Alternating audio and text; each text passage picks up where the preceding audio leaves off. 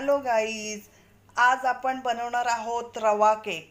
त्रुटी फुटी घालून मस्तपैकी स्लाइसवाला आपण रवा केक बनवणार आहोत. त्याच्यासाठी साहित्य मी घेतलंय बघा. हा 1 वाटी बारीक रवा घेतलाय, फाईन रवा तो बारीक, तो 1 वाटी घेतलाय. नंतर मी ही छोटी वाटी थोडं अर्धी वाटी हे तेल घेतलंय, आपण जे जेवणासाठी यूज करतो ते रिफाइंड ऑइल घेतलंय मी अर्धी वाटी.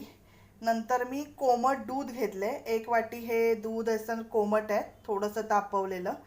नंतर मी पाऊण वाटी पिठी साखर घेतली. पाऊण वाटी साखर ही मिक्सरला फिरवून पिठी साखर करून घेतली. नंतर मी त्रुटी फुटी घेतल्यात, 1 छोटी वाटी त्रुटी फुटी घेतल्यात.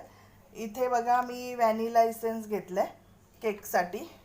नंतर थोडीशी बेकिंग पावडर, थोडासा खायचा आपला सोडा, बेकिंग सोडा, आणि ही मिल्क पावडर घेतली.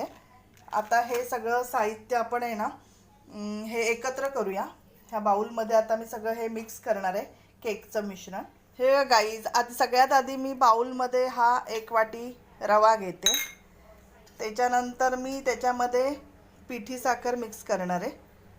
आपल्याला पाहिजे तेवढी गोड आपण पिठी साखर मिक्स करायची. गाईज, मी 1 वाटी रव्यामध्ये ही पाऊण वाटी पिठी साखर मिक्स करून घेतली. आता मी हे दही आहे ते मी दही याच्यामध्ये मिक्स करणार आहे. दही मिक्स केलं नंतर हे परत आपल्याला चांगलं फिरवून घ्यायचं. नंतर हे जे मी ऑइल घेतलंय आपलं रिफाइंड ऑइल ते मिक्स करायचं.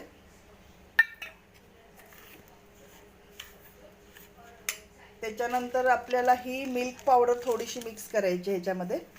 अंदाजाने आपल्याला पाहिजे तेवढी मिक्स करून घ्यायची.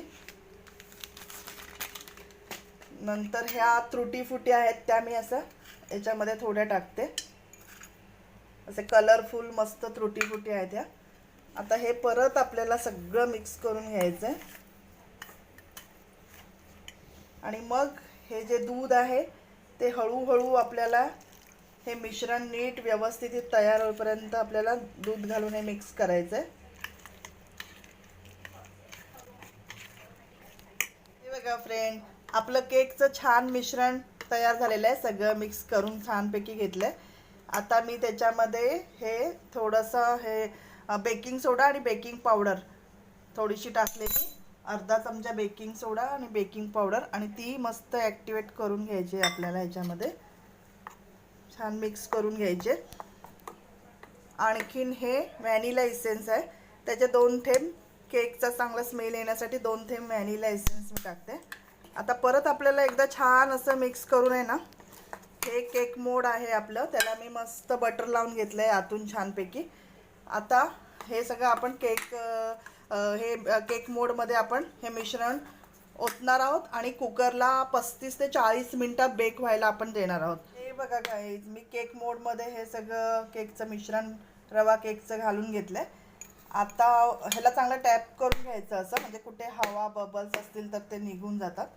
आणि नंतर मी ह्या वरून असं कलरफुल त्रुटी फुटी घालणार आहे, कारण केक बेक झाल्यानंतर ह्या खूपच छान दिसतात एकदम.